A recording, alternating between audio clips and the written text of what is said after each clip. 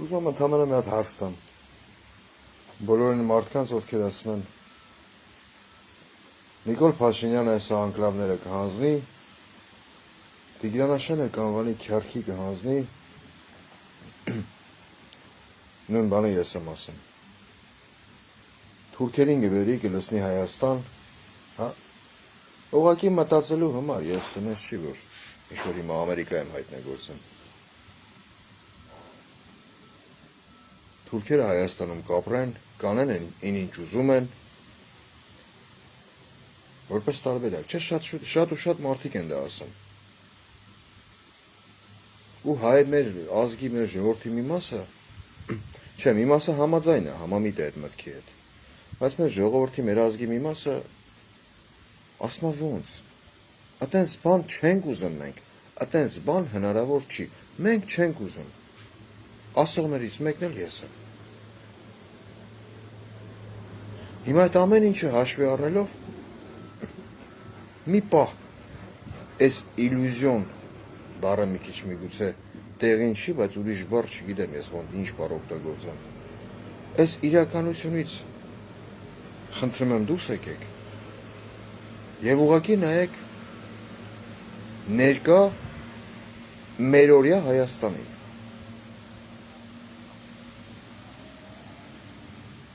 Ու հարց տվեք ինքներդ ձեզ։ Դուք եք վախեն Թուրքի հետ ապրելուց։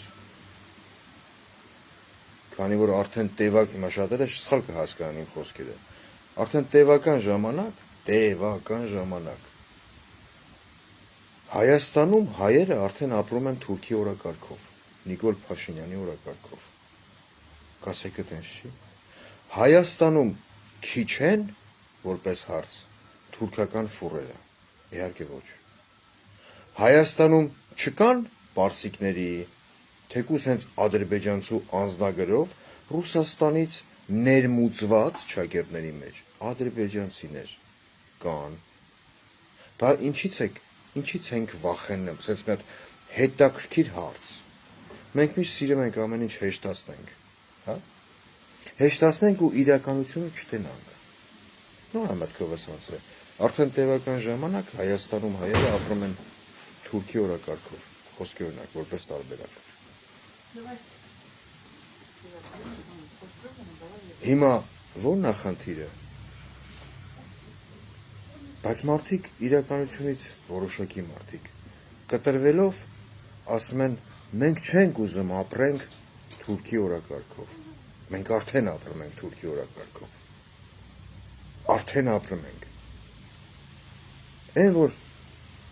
Հայաստանի Հանրապետության հիմնահանչում, հա? Այն որ հայ զինծառայողին, հայ քաղաքացուն խոշտանգած, սպանած, չգիտեմ, կտանքների ենթարկած ադրբեջանցի եւ թուրքը չի դատվում։ Դրա վառ օրինակը։ Իսկ այդ որ Հայաստանի հիմնահանչում դա ժամանակավոր բնույթ է կրում։ Գալու է մի գեղեցիկ օր այս տեմպերով Ադրբեջանի հիմն ու Թուրքիայի հիմնը հնչելու։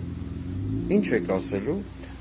չէ, մի րոպե Թուրքիայի հիմնը հնչում է, բայց ես դեռ պայքարում եմ Նիկոլի դեմ Facebook-ով։ Սխալ եմ ասում, դուք ճիշտն ասեք։